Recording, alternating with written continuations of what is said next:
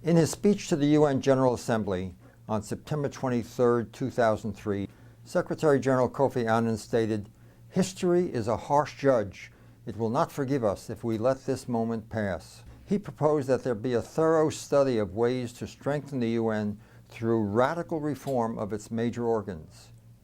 The problems with the major organs are that the General Assembly has for many years been engaged in a power struggle between the developing nations, known as the G77 and China, on the one hand, and the major nations of the North, who overwhelmingly pay the costs of the UN and its operations.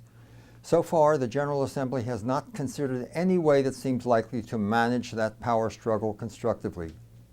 A second problem is that the 1945 design of the Security Council, now 60 years out of date, fails to represent the power realities of the 21st century and thus prevents the UN from dealing effectively with threats to world peace and other global problems.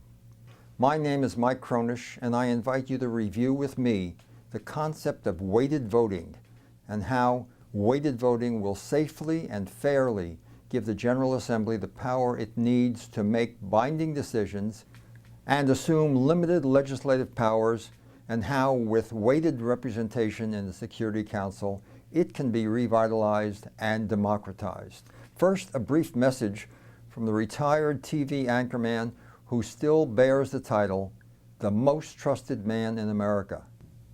Second, let us review how ambassadors for weighted voting are responding to the call from the Secretary General for radical reform of the General Assembly and Security Council at meetings with key UN players at the missions to the UN in New York and at their foreign ministries around the world.